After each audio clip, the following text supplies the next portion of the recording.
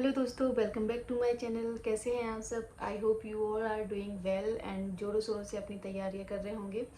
तो आज मेरे फेस पे जो खुशी दिख रही है वो सब आपके लिए है, क्योंकि आपकी वैकेंसी आ चुकी है, नोटिफिकेशन आउट हो चुका है।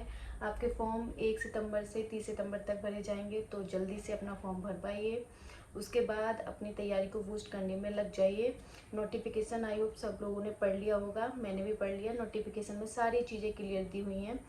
तो 7,547 वैकेंसी है। पिछली बार से वैकेंसी ज़्यादा है, पिछली बार 5,000 प्लस वैकेंसी थी। इस बार 2400 प्लस लड़कियों की वैकेंसी है और 4400 प्लस लड़कों की वैकेंसी है, तो पिछली बार से काफ़ी ज़्यादा है। तो इससे पता चलता है कि अब आपका जो टाइम है वो फिक्स हो गया है तैयारी का, कि अब इतना टाइम हमारे लिए रह गया है। एक नोटिफिकेशन में एक चेंज आया है कि जो पहले कैलेंडर आया था उसमें 14 नवंबर से आपकी एग्ज़ाम डेट दी थी, लेकिन इसमें जो आपका नोटिफिकेशन आया है उसमें दिसंबर आपकी एग्ज़ाम डेट दिखाना है। उसमें केवल दिसंबर लिखा हुआ है, कोई पर्टिकुलर डेट नहीं दी है। तो इस चीज़ से आप खुश भी हो सकते हैं कि हाँ, शायद आपका एग्ज़ाम दिसंबर में भी हो सकता है, लेकिन उसको टारगेट बना के मत चलिए। टारगेट आपका 14 नवंबर से ही होना चाहिए कि अब हमें इतना टाइम रह गया है, 2.5 महीने का टाइम हमें रह गया है। तो अब इस 2.5 महीने में हम कैसे तैयारी करें, तो आज हम इस बारे में बात नहीं करेंगे। आज हम इस बारे में बात करेंगे जो आप अपना फॉर्म भरने जाएंगे उसमें किन किन चीज़ों का आपको ध्यान रखना है, डॉक्यूमेंट आपके क्या होने चाहिए। तो आपको जब फॉर्म भरवाने जाते हैं तो आप कोई भी ऐसी मिस्टेक मत कीजिए जिसको आपको बाद में पता चले कि मेरी ये मिस्टेक हो गई है, फिर उसकी टेंशन लेके आप तैयारी भी ना कर पाएँ, उसको लेके बैठे रहें। इसलिए आप जब भी फॉर्म भरवाने जाएँ तो एक क्लियर माइंड से अपने सारे डॉक्यूमेंट साथ लेके जाएँ, कोई गलती ना करें। नोटिफिकेशन को अच्छे से पढ़ लें। और जो उसमें फॉर्म में जो फोटो लगता है उसमें बात साइन की आती है कि साइन वाला फोटो होना चाहिए। तो उसमें कोई ज़रूरी नहीं है कि साइन वाला फोटो ही होना चाहिए, लेकिन हाँ, आपका फोटो जो है वो नया होना चाहिए, 3 महीने से पहले का होना चाहिए, ज़्यादा पुराना फोटो नहीं होना चाहिए। वैसे फोटो में कोई डेट नहीं होती कि कितने महीने का है, कितने पुराना है, लेकिन ऐसा होना चाहिए जो अभी करंट में आप जैसे दिखते हो वैसा आपका फोटो होना चाहिए, ज़्यादा पुराना नहीं होना चाहिए। और आपका 10th का 12th का मार्कशीट होना चाहिए आपके पास में। अगर आप ईडब्ल्यूएस का एक सबसे बड़ा टॉपिक रहता है कि ईडब्ल्यूएस लगाना है कि नहीं लगाना है। एक मेरे पास कमेंट भी आया था कि दीदी मैं जनरल से हूँ और ईडब्ल्यूएस से भरूँ फॉर्म या फिर जनरल से फॉर्म भरूँ।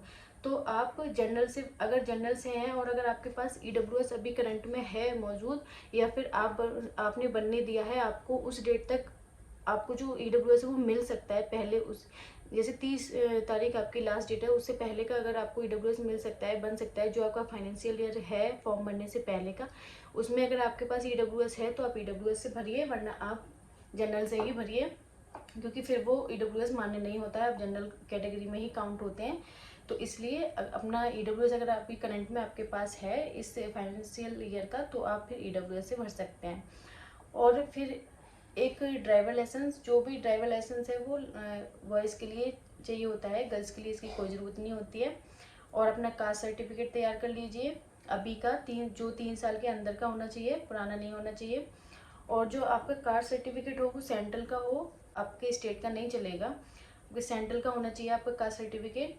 और जो आपके उसमें फॉर्म में जो भी डॉक्यूमेंट लगते हैं वो आप अपने रेडी कर लीजिए, क्योंकि वही जो जो डॉक्यूमेंट में फॉर्म में लगते हैं वही डॉक्यूमेंट आपके जो डॉक्यूमेंट वेरिफिकेशन होता है वहाँ पे चेक होते हैं। कोई कमी अगर फॉर्म भरने में हो जाती है, जैसे आप फॉर्म भरवाने गए, आपने नेम चेंज करा दिया, कि एक इशू रहता है यूपी वालों में कि सबके नेम के आगे केएम लगा होता है, और आपकी 10th 12th की मार्कशीट में क्या लगा है, अगर आपने फॉर्म में केएम नहीं लगवाया और वहाँ पे अगर आप डॉक्यूमेंट वेरिफिकेशन के लिए जब जाते हैं तो एक बहुत बड़ा इशू बन जाता है। ज्वाइनिंग लेटर लेने में आपके लिए बहुत ज़्यादा दिक्कत रहती है। इसीलिए जो आपकी 10th की मार्कशीट में नाम नंबर जो भी हो आप सब वही भरवाएं फॉर्म में, तो आपके लिए आगे ज्वाइनिंग लेटर लेने में दिक्कत नहीं होगी। हमारे टाइम में हम केएम की वजह से ही काफ़ी दिक्कत हुई थी, ज्वाइनिंग लेटर नहीं दे रहे थे वो लोग, एफिडेविट लगवा के तब हमें ज्वाइनिंग लेटर दिया गया था।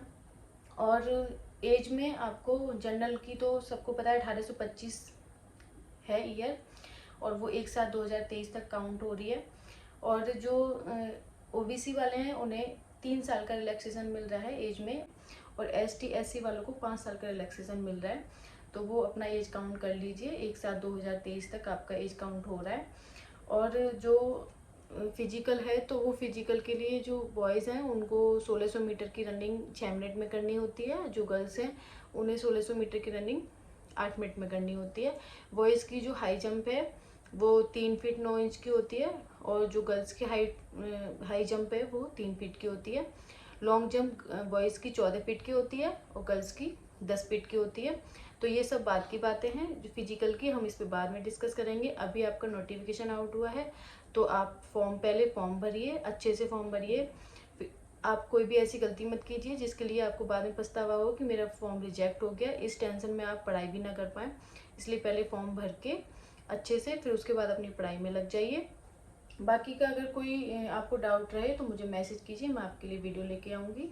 इतना जल्दी नहीं है फॉर्म भरने के लिए, 30 तारीख तक फॉर्म भरे जा रहे हैं। आराम से 2-4 दिन में अपना फॉर्म भरवा दीजिए, क्योंकि अभी फर्स्ट में और लास्ट में थोड़ा वेबसाइट जो होती है वो बिजी चलती है, लास्ट में जो खुलता नहीं है वेबसाइट, तो इसलिए अपना फॉर्म मिड में भरवा दीजिए अपना 2-4 दिन में ही। और अपना स्टडी जो है, स्टडी प्लान के लिए भी हम एक वीडियो बनाएंगे। स्टडी प्लान अपना बना लीजिए पहले से, और मैं भी आपके साथ डिस्कस करूँगी किस तरह का आपको स्टडी प्लान करना चाहिए अपना।